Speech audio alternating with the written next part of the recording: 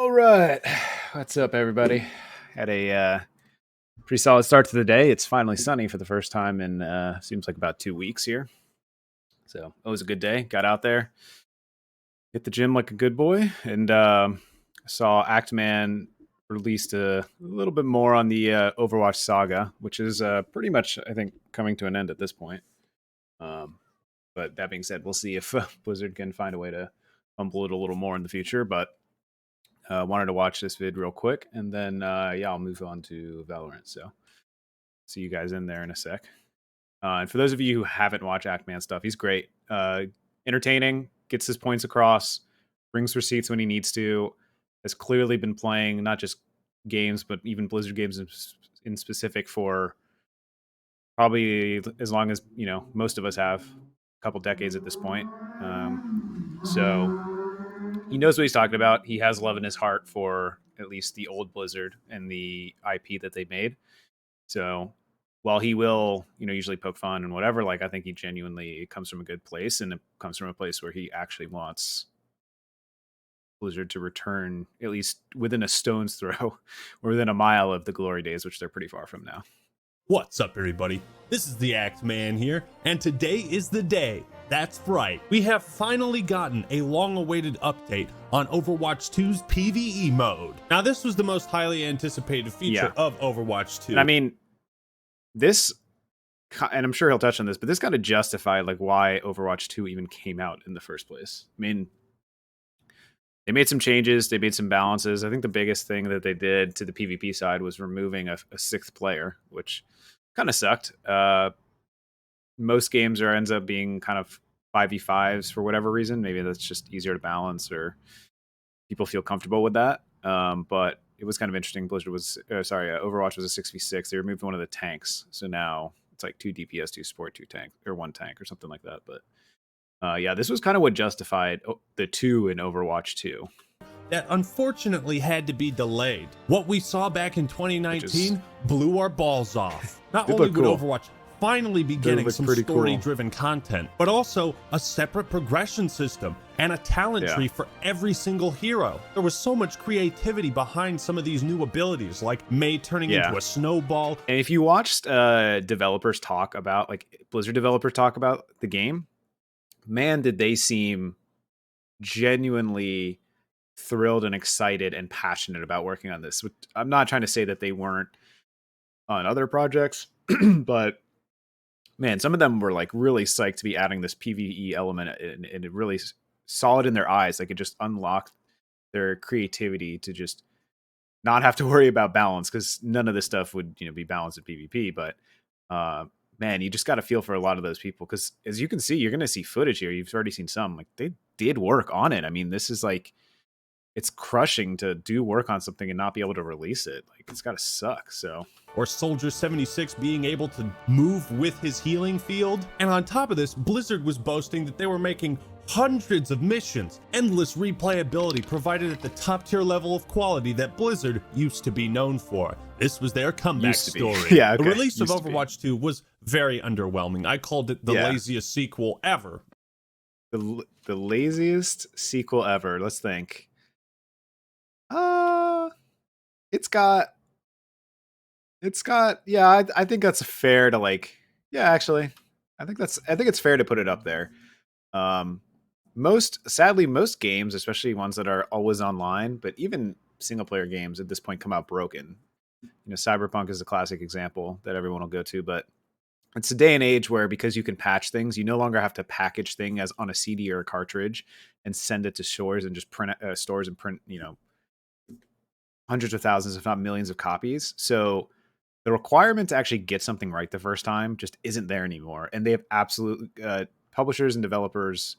We can call it more publishers pushing it out the door, but regardless, both have kind of taken advantage of that. And it sucks because it's pretty rare to have something come out and work as intended. And I'm not, there's a few tweaks here or there is fine. It's totally fine. When you go from beta to, when you go from like private internal quality people testing versus millions of players, you're gonna uncover stuff that like you just can't feasibly do on your own internally. But I'm talking like, I mean, we've got Diablo 4 coming out soon. Diablo 3, infamously Error 37, couldn't play the game. I'm talking about like literal. In fact, I think there was a couple champs or whatever they're called in this game, broken on release for Overwatch 2. Like it was like Bastion and one other that were straight up you just weren't able to play. I think they like took them out of the game because they were broken. I think one of them you could do like unlimited ults or something like that. I don't remember. He might get into it, but sad but true. Like you just can't sadly rely on things to work on release, and because of some combination of gamers just kind of being pushovers, frankly, where we don't really ever boycott anything successfully, and to some degree government regulation, which like I would personally not be a huge fan of, but it needs to exist in some capacity.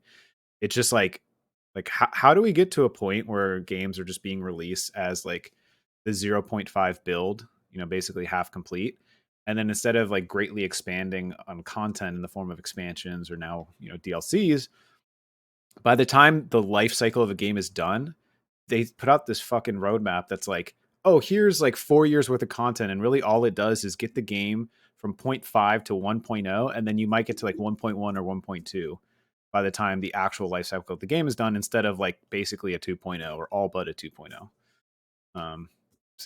But now that Blizzard is done wiping their ass with the millions of Benjamin Franklin bills they earned from Diablo Immortal microtransactions, yeah, and it wasn't just things are broken on release. It's like Overwatch 2 is kind of lazy. If all it is just no PvE mode. 300 million in revenue. Yeah, so people are really worried about. I mean, there'll be a lot of eyes on Diablo 4 monetization, that's for sure. But also, like, what does this kind of mean? Are they going to fart out a bunch of like a StarCraft kind of thing? It's hard to imagine playing StarCraft on a phone, but. Whales will pay. There's whales. Finally here. An update on Overwatch 2's PvE Let's go. mode. Overwatch 2's PvE hero mode is being scrapped. Dude, love his voice acting. Our expectations for you were low, but holy fuck. What happened? Where's the fucking game? Yep. Well, there's no game here. What happened? Did the programmers pass out? This pretty much confirms to me that the only reason Overwatch 2 was released at all was to change the business model, get rid of loot boxes, add in a shitty battle pass, and sell cosmetics for $20. Beyond that, I can only imagine. Overwatch 2 launched with 3 new heroes, but they had to take 2 pre-existing heroes out because of new bugs that were introduced. At launch, players noticed that... it said May too. Yeah, and May. Okay, so 3. Several classic maps had been removed for seemingly no reason, only to be added back later. Yeah, why was Overwatch 2 not launching with a PvE mode? Why was it taking out pre-existing content that had no issues? The only thing that made Overwatch 2 worthy of being called Overwatch 2 was the upcoming PvE mode, which was delayed and is now completely canceled. So what the hell was the point? What was the point in any of this? We are shifting our plans. If you do just like a PvP rework, you just... I mean, that's entirely all. You don't need to release a new game for that. You just be like, hey, we're going to remove 2 tanks and like shift some things around. Like, you don't need to release a new game. Now, hopefully he goes over it, because you didn't actually need to like buy like a full $70 game necessarily. So I'm kind of curious. Yeah.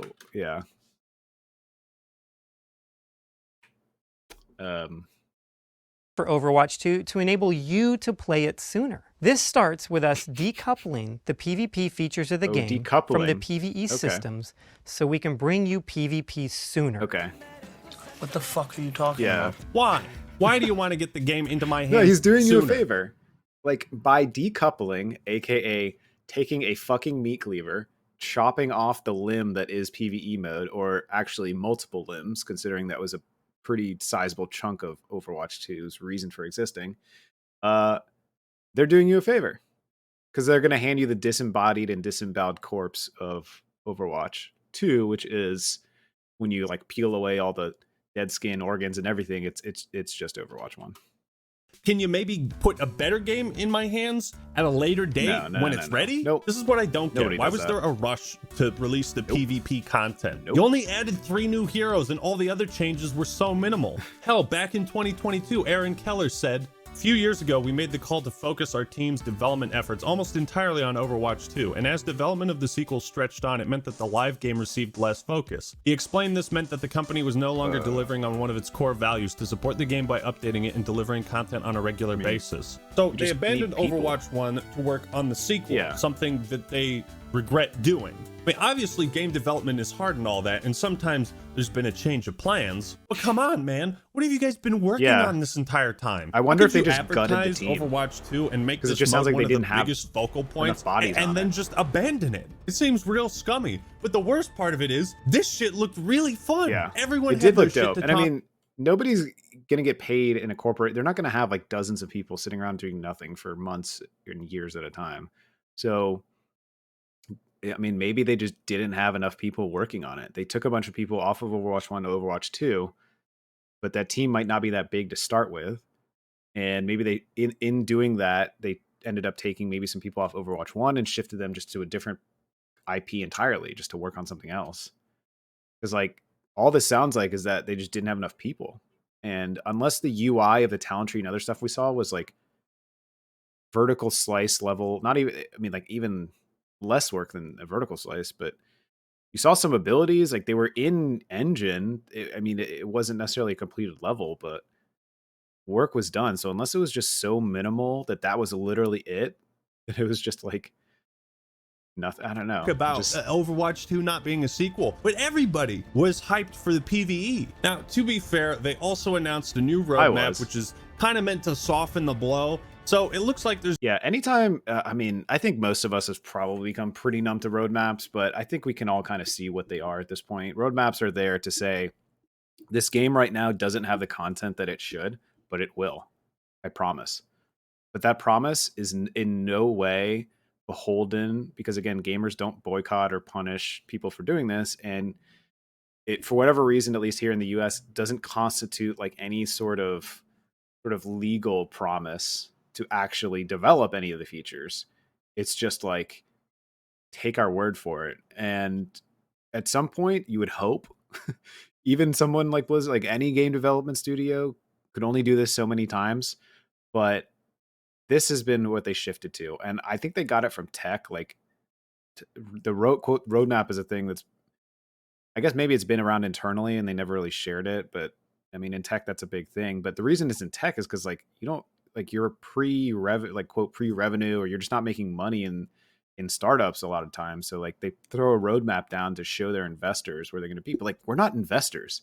Like I'm not investing in, by buying, let's just say you actually bought Overwatch 2, or just say any game. You buy a game, you're not investing in that game. You are a customer who purchased a finished product. Now, if they want to come out with meaningful expansions and you can throw it under a season pass or whatever, but like, you know, we bought expansions back in the day and it's because they're worth it. Frozen Throne's fucking worth it. Like everyone who bought Frozen Throne from Blizzard was like, fuck yeah, this is awesome. And so again, like I am not an investor. I am a customer. I'm not going to a fucking McDonald's and saying, hey, I would like to invest in your like Big Mac. And then they give you like a piece of bread that has a slice of cheese and ketchup on it. And they're like, here's our roadmap to finishing your burger. You would rightfully take that burger, throw it at their fucking face and say, no, give me my goddamn food, you dumb bitch. Like, that's it. So again, like we let this happen to us because we keep buying their shit. People keep buying Overwatch skins or whatever. Like, I don't know, but we are not investors. We are customers. So anytime I see a roadmap, I immediately am like less excited and less convinced that I'm actually going to see meaningful content come out for whatever the game is. It literally doesn't matter at this point what the developer is. There's going to be a ton of new content. So at the very least, roadmaps are PvE meaningless. Is dying so that PvP can... I have a roadmap to make $10 trillion. Continue to thrive. Like, cool. So let's talk about Overwatch 2 and the continued decline of Blizzard, because some of the reasons why they canceled this mode are quite interesting. Obviously, this is a huge blow, and they say they're still working on hero and story missions, which is, you know, it's going to be something. I don't expect it to be all that great, to be honest. You know, they're working on story content. But again, we're working on it. It's like, well, you were working on PvE. So are they going to fart out like 0.25 version of PvE in the form of these mini missions? Like, Cool. Like, what am I supposed to say? Thanks?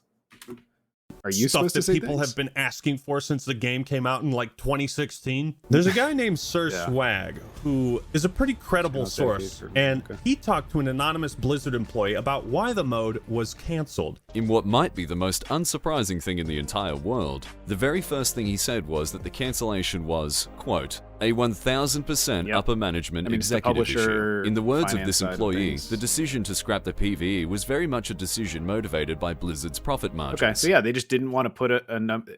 Like the biggest expense in pretty much any business is what you pay the employees, the salaries or wages, whatever. So reading between the lines a little bit, and maybe I shouldn't have paused because he might literally say this, but it sounds like the teams who are working on it were like, hey, we need more people. And they did a budget or whatever, and they were like, this is going to cost us, I don't know, a couple $100,000s per year, or maybe a couple $1 million or whatever it ends up being, and it's not acceptable to the higher ups, and they were just like, nope, I'm like, this is dead weight, cancel it, we're done with it. You don't say. You don't say. You don't say! And that the success of Diablo on mobile, reportedly making over $2 million a day, shifted a day. I wonder how long they actually kept that level of revenue up, but it said 200 mil, so I guess like roughly 100 days or more, or less, I guess. But expectations of the higher-ups at the company. To the suits, Overwatch 2's PvE mode wasn't going to keep generating money in the long term. I can only imagine, like, you just like think of like the classic business environment, you know, like corporate business where you have a giant table made out of like mahogany and, you know, just nice chairs and all these guys in suits are sitting around, and the guys who are coming in to report on the progress of Diablo Immortal come in and they're like, yeah, we're happy to announce we just hit our goal of 200 million. And that table rises a solid 4 to 6 inches, depending on, you know, each gentleman's capacity. But that entire table that weighs like 8,000 pounds is currently lifting off the ground while this guy gives a report on how successful Diablo Immortal was. And had become increasingly more irrelevant next to a live service business model. Did I Great. call this or what? Live service has become the biggest killer of creativity in the industry by dude. In live service, like there's people who have made videos on this going back like a decade plus. Live service started being thrown around as a term. I want to say at least maybe even in the early 2010s, but certainly by the mid 2010s, it was a common lexicon for every game to be like, how do we turn our single player RPG into a live service? And it's like, and I just imagine like the face on all the game developer, like the actual developers working there, with some like dipshit with a suit walks in and is like, how do we turn Skyrim into a live service? And all the guys just look at him like, you fucking like, do you understand what our product is? Like, do you understand what we make? Like, where did this guy come from? Oh, he came from like, you know, some other fucking industry that like he doesn't even understand the product of what they're doing. He just understands that live service makes money. It's like going into like a Ford factory and like telling all the workers to stop working. And he's like, okay, guys, it turns out airplanes make a lot more money. So when you're making the cars, I want you to actually make them into an airplane. And they're like, okay. Far.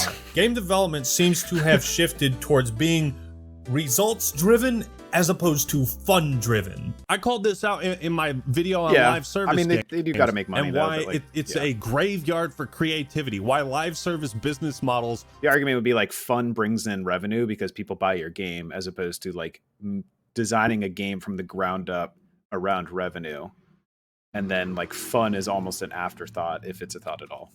Throttle creativity because every decision is now made with make more money, make the most amount of money. We get to really take the gloves off and do crazy things like Junkrat can dual-wield grenade launchers and. Yeah, I mean, look at it. Like this is obviously like a white box or whatever they call it internally, but like, you know, Mercy's flying around like actually doing stuff. I mean, that here's a full. Mercy be able to.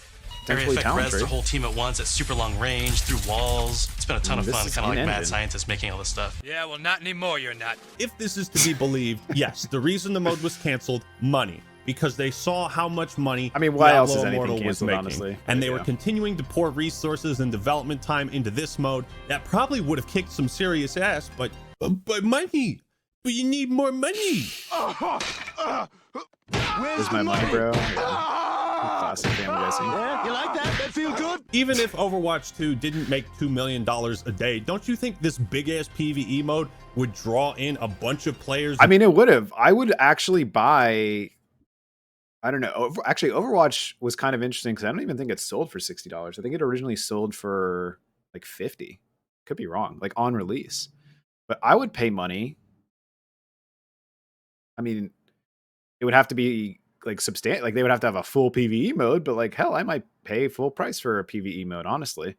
Or considering I own Overwatch 1, maybe they sell it to people who own the original Overwatch. They sell it for like $40 or something. Anyway, like I would pay more than $5, $10, $20. Like I just would if it was substantial, and it looked substantial. So in my head, I was like, I'm going to buy and play this. New and old, and if they really enjoyed it, and they would spend more money on the game? No, that's not how modern gaming works. But what do I know? All right, so I'm gonna put my headphones on, and we're gonna watch this video. Tweeting about a roadmap, saying it's coming mid-May. It's been on my timeline a lot. I do have an update. We're gonna run through the roadmap today. We're gonna talk about what's coming in future seasons. Oh yeah, I love when people run through roadmaps. Again, there's nothing this that is like the reason why they have the roadmap. There's nothing that like disengages me more. It also coupled with this announcement that they're cutting PvE. Oh, this is the announcement? Yeah, let's hear it. So this is a very common thing. It's like I forget the term for it, but there's basically a way where like you sandwich bad news. You basically come in strong with something positive. Like if you've ever worked in a more like corporate environment, even just a company, like you want to tell your boss or something bad news, you come in, you tell them about something good, you deliver the bad news, and then you tell them something good again, and then you dip out. And yes, like, you know, whatever happened that's bad still happened, but it softens the blow up front. And the last thing they remember is that you told them something good, something they wanted to hear, which is more sycophanty. You want to like have something more substantive, unless you work in a really shitty corporate environment, in which case, yeah, you're just being a fucking sycophant the whole time. Yeah, I was saying this guy on the left, like this looks, I thought this was a filter. I think it is. Nothing against that, but it threw me off for a second. So we had a difficult choice to make. We could continue working on our original vision for Overwatch 2 without a definitive end date in sight. I mean, there is an end date in sight. It's when it's done. Like, what do you mean? It's done when the developers are saying it's done. And yeah, you might have to push it out the door a little bit earlier because sometimes developers can be perfectionists, I guess. But like usually they're just pushing it out the door because they want it to, you know, they want to push up the timetable to get their money. The like higher ups, the execs want that. But I mean, there is an end date. It's like when it's fucking done. I mean, when it works enough to where you're not going to like have to spend $1 million on PR people to like try and undo some issues. Oops. It's my birthday. So or change our strategy and get something in front of players sooner. We could continue making the game that we fucking marketed, or we could say screw it and just put out the laziest possible product. A pretty easy choice for old Blizzard. We chose the latter, and we released Overwatch 2 last October with new heroes, new maps, new modes, and regular seasonal updates. And also new glitches. A great new feature that removed Bastion and May from the game for, what, like a fucking month or 3 weeks? Well, yeah, it was but a more long time than too. that, It wasn't we just, like, shifted a our couple values days. for how we want to develop the game. You sure did shift your values by starting to charge people, what, $20 for skins? Charging them like 4 times what the skin was previously worth. Skin used to be $5? Or was that because it was a loot box, but you wouldn't get the skin you wanted? Because I mean, I've been playing Valorant for a week, and there's skins in that game that are over $100. Not that I'm, not that I'm saying that's how it should be. I'm not advocating for that, but like, I don't know. The original game. What was that stat about? Like, it would take you 712 years to get. But in Overwatch 2, it takes 5 years to unlock all the cosmetics for one hero if you don't spend your credits on anything else. By the time you have done everything for the one hero in Overwatch 2, you could have 2 accounts with every cosmetic. Oh my God. But by the time you have everything for one hero, you could have 2 accounts with every cosmetic. Holy shit. the amount of credits necessary to unlock all the cosmetics in the game without paying for them. It was some ridiculous stat. It will take you 327 years to get all the originally free items. Wait, they gated off original free items? I thought it was going to be like to get all the new items, or like they just added a shitload of cosmetics, which is like, yeah, we know where the money went on this one. It's on the art team developing cosmetics, but like that. Free yes, items? Your values did shifted. You became more greedy, and you became a shittier company. Yeah, and I really can't say enough about how much we've learned over the past 8 months or so. And more importantly, we've taken that learning and we've put it back into the game. So as really as season 2, I think this guy in the middle looks like some updates we've made based on your feedback and based on what we've learned. We've been changing all of our systems. We've been adjusting hero balance way more frequently. And these are good changes. I'm not going to lie. They have been making good changes to the PvP. I think it's been getting a lot better, and the game is still very much fun. I still enjoy it. I'd enjoy it more if there was a big PvE mode, but that's just me. But at the same time, development on the PvE experience really has. Look at this guy in the middle. I've seen him a couple times, game director, yeah. He looks beyond fucking done. Either like he knows that he's about to deal with the fallout from this for the next like week plus, however long it takes for people to move on to the next the next scandal or whatever, but he looks beyond fucking done. Progress that we would have I don't blame him. The team has created a bunch of amazing content. So, there's awesome missions that are really exciting. There's brand new enemies that are super fun to fight, and some truly great and ridiculous hero talents. But unfortunately, the effort required to pull all of that together into a Blizzard quality experience that we can ship to you is huge, and there really is no end in sight. This is probably the most confusing thing to me out of all of this. Yeah, well, there is no... If they have new PvE content, then like, why don't you just scale back? Because didn't they originally say there was like hundreds of levels or missions or whatever? Why don't you just scale it back?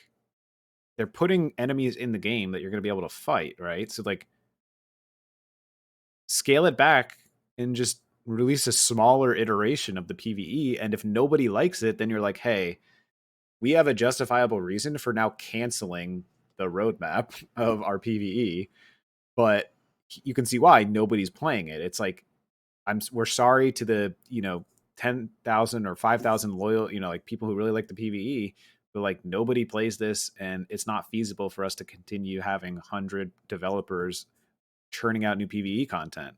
And we've waited for 6 months, and like other than the first couple days that it released, there was a spike obviously in interest, but then after that we have on average like 400 people playing PvE at any given time. Like we just can't do that, and that would make sense, but they don't have a track record to point to of nobody wanting it or playing it or buying skins or something that might come exclusively through the PvE side. No end date. The amount of effort it would take to create this mode that we advertised is massive. You're fucking Blizzard. You have 8,000 people working for your company. What do you mean? You're the company that made World of fucking Warcraft and the Diablo series, both games world renowned for their progression systems and their talent trees and their deep customization. If anybody can do this, it's you. What? What, did you just lose all your talent? What, did you just... It's you. What? What, did you just lose all your talent? Honestly? Stop caring? We don't have an end date in sight. Well, create one. Reel back those ambitions. Yeah. You don't need hundreds of missions when the PvE mode comes out. You don't need expansive talent trees for every champion at launch. Okay? Sure. Just give put in like half the roster. Put in I don't remember now exactly how many heroes are in there, but like put the classics in, put like the Reinhardt, the Soldier, the Mercy, like cut the roster in half or even in a quarter.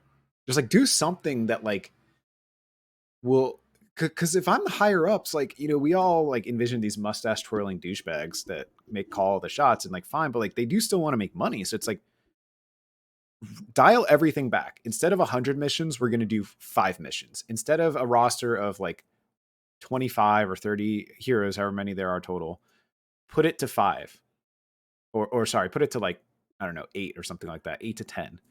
with full talent trees and all that, and then run an experiment to see, will people pay $40 or whatever upfront for a PvE access, and will people then play the game? Number 2, to show, because you need to have people to play the game to engage in this live service model that they're undoubtedly would have done or will do, or are going to do. And then from those people like who bought it and are playing it, how many are buying, like maybe after you beat a level, you get the ability to buy an exclusive skin, or maybe if you beat it within a certain time, you can like buy a skin, and then you can go into, because the other thing you can do then, which is very common, is like you can flex on people. You get people kind of like jealous or interested in like, oh, that's a sweet skin for Reinhardt. Like, how did you get it? It's like, oh, I beat, the second PvP mission or PvE mission within under 10 minutes or something like that. Like, again, just pick something. And by doing that, it lets me, I mean, ideally in my perfect world, you would just get the skin, but it's 2023. So you'd probably have to buy it.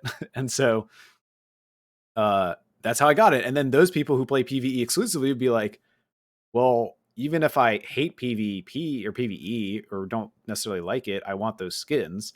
So I'm going to like go over and check it out. Or maybe they don't hate it. They just like never thought about doing it or never thought they'd like it. But again, they see something they want. So it pushes some players from PvP to at least try the PvE content and engage with it. And then you make even more money. And like, I would think there's a solution there, but I guess, I don't know, higher ups didn't think of it, or so I don't know, maybe they've fostered an environment where it's, because they are a public company, pulling the plug is an easier win, because you can just say, we saved the company X millions of dollars in future development costs. And rather than sticking your neck out even this much, because in a corporate environment, sticking your neck out this much can hamper your ability to climb the ladder. And that's a legitimate, sad but true thing. Something. Would it have been too hard to give us like 20 missions and like half the roster has their talent trees all set up? Exactly. Yes. There you go. That would be too much. Probably should. Unfortunately, the effort required to pull all of that together into a Blizzard quality experience that we can ship to you is huge. I also love the statement Blizzard quality because Diablo Immortal exists. That's a Blizzard quality game, isn't it? I mean, Diablo Immortal, Warcraft Reforged, Warcraft 3 Reforged. They mentioned it before, Overwatch 2 at launch. I actually kind of forgot about Diablo. I barely even like watched anybody stream Diablo Immortal, and I definitely didn't play it myself. I'm trying to think, like, what's their last game? I mean, yes, slot machine. I guess Diablo 2 Resurrected. I didn't play it at launch, but I mean, it was solid. I liked it, and it plays well, and I never really had any issues. So I don't remember hearing much about issues at the start. Simulator. That's a Blizzard quality game. Overwatch 2 at launch was a Blizzard quality game. There you go. Damn it. Do we continue to pour all that effort into? Yeah. Blizzard quality is something they earned the right to say and then lost the right to say. If this was late 2000s, even early 2010s, I mean, you can debate about when it is, but I think most people at this point would agree that while at one point the term Blizzard quality meant something and was earned, they have now basically not earned the right to say it. It's just chock full of irony at this point. PvE, hoping that we can land it at some point in the future. Or do we stick with with this set of values we've aligned on and focus on the live game and focus on serving all of you? Also, focus on the live game. This is the crux here, okay? And it kind of falls in line with what Sir Swag said. A PvE mode it's not part of the live service necessarily. At least that's what I'm gathering. No, what that means is that we won't be delivering that dedicated. I highly doubt that if PvE came out, there would not be any live service component attached to it. I seriously doubt it would be a $40, $50, $60, $70 release and then nothing. And then nothing. Because then that would also mean they don't develop more content for it. They would undoubtedly develop additional missions and content, some kind of season pass thing that would gate the future content. So you have to buy the season pass, and then again, like hero mode with talent trees, that long-term power progression. Those things just aren't in our plans anymore. Fuck, that would, oh man, it would have been so awesome, dude. Because there are so few good co-op shooter games. Like, I always go back to Left 4 Dead 2. Back 4 Blood kind of sucked ass. Redfall has sucked ass. It may be Borderlands. I could play that. But as far as like games, Borderlands is like, I don't think you can have 4 other people in it in co-op. Like, play with your Galactic, buddies yeah. and you all like Yeah, rank it's like up and indie level games at up this and point. Like, continue to nobody tackle is- harder challenges. Like that's why I love Vermintide 2. I still need to play Vermintide, Darktide, okay. but I'm just, oh god damn, this would have been so awesome for Overwatch, and I would have played the shit out of this with my buddies, man. And instead, if I want to Yeah. play Overwatch 2 with my buddies, I have to convince them to play the same PvP. mode in the same game that came out in like 2016. You know what I mean? And we know that this is going to be disappointing to many of you. You don't say! Which is why we wanted to bring it up before we talked about the roadmap. And This is why we brought it up before They're just roadmap, so we can we have something to soften the blow. to be perfectly honest, it's been Yeah. really difficult for many of us and a lot of folks on the team who've poured their heart Honestly, and soul into that. I bet it was. I also feel bad There for the is teams still. that essentially are having their work erased because of corporate greed and this Yeah, like if you're a developer and you want to go work either at a different company or rise the ranks, so to speak, within Blizzard, like you have to be able to point to projects. And like the cancellation of Overwatch PvE is literally zero fault of any developer, individually at least, or even the team. Like they came to work, they did the work, and at the end of the day, they needed seemingly more bodies to finish the monumental task that was Overwatch PvE, and the bosses wouldn't let them seemingly scale it down to like a 1/4 of the grand idea that they had, just some kind of basically like a vertical slice, just really pared down. And now if they want to go work at a different company, they can't say like, oh, I worked on Overwatch PvE. I mean, they can and they will, but it's like there's nothing out in the public world that validates that, because nobody on the other side of that interview table can say, oh, I know and love Overwatch PvE, or like I'm aware of it. Like if you said I worked on Overwatch, the original, Overwatch 1, like awesome, I've played that like a lot. I used to play it all the time with my friends. Or like name a game, like you can point to it. It's like having a portfolio as a graphics designer or something, or an artist. Like you got to be able to point to a finished product. It astronomically hurts every single developer who worked on Overwatch PvE potentially for years. I mean, a year, 2 years, like there's just like almost a gap in their employment history because of this. They got completely fucked. This desire to always monetize the shit out of everything and focus on only that and not so much the quality of a video game or how expansive and innovative it can be. And like I said, man, live service games is where creativity goes to die. We're planning to make co-op gameplay and co-op experiences just part of our live roadmap. So we want you to be able to experience it more often. Just part of it. Well, this is what Overwatch has been doing the whole time. These little limited time events that people would only play for like an hour or two at most on some random weekend. It's, it was fun, but we wanted a much more dedicated mode. This comes across as, we're just going to keep doing those same limited time events. So they're literally hardly excited. We're going to keep doing exactly what we've been doing, but they packaged it in this conference call like thing that they had as though they were pushing something new for me. Let's bring up that roadmap that Jared was talking about, because Jared, there is a ton coming to Overwatch 2 soon. And again, like I said, the roadmap looks pretty expansive, and I imagine most, if not all, of this content is going to be great, except maybe the Roadhog rework. I'm not sure how that's going to work out, but wait, is it because he's just not good anymore? Because he used to be able to kill somebody in like a hook melee shot like rotation. If they remove the hook from Roadhog, I will straight up. Well, I don't know. There's not much I can do, but never play Overwatch. I guess the PvE mode would have done so much good for this game and for its community, and it is such a shame. You also notice how they don't apologize to the fans. It's like, oh yeah, we're cutting this feature. It kind of sucks. We couldn't fit our vision. Anyways, look at all this other new content that we're working on. Forget about. Like, let's see how much. Like, what would you? So, new tank hero. I mean, everyone loves a new champ. Everyone loves a new hero, a new character to play, assuming it's different enough. If it's just going to be a shield, like a see-through shield, and some shit like that. But like, reserve judgment until it's out. But still, that's good, and that's in bold too, and all the way at the top. So if it's the only thing you read, that's what you got. Collaboration event, control map. So essentially new map, winter event, new hero mastery missions, Roadhog. So one rework only. I guess I don't know. I am definitely not on like what is meta and what's not, or what needs to be nerfed. I hear some people talk about Junker Queen, but fan favorite modes return. Vague. I don't know, but okay. Cinematic debuts, fine. I mean, not worth.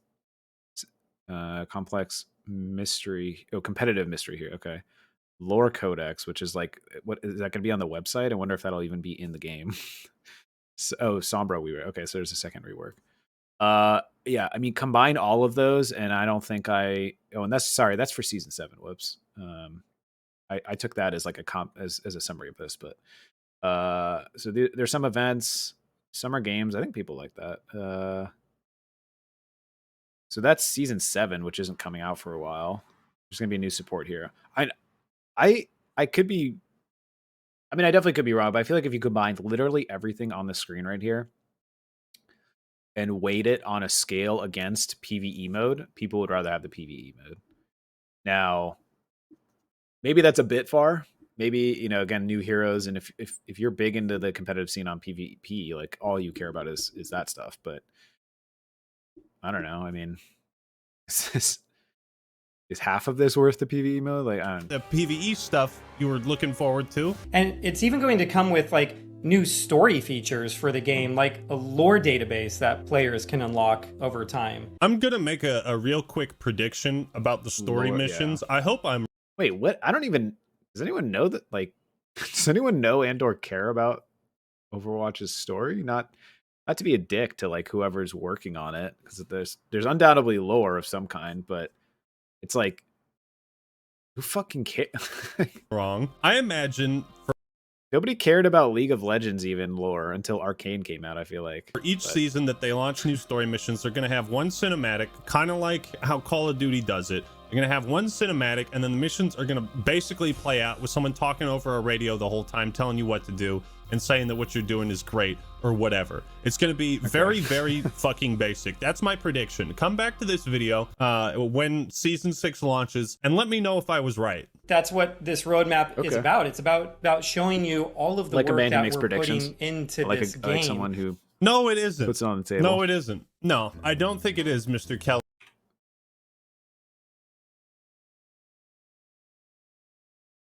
This is oh my god. Dude, that's just a justification.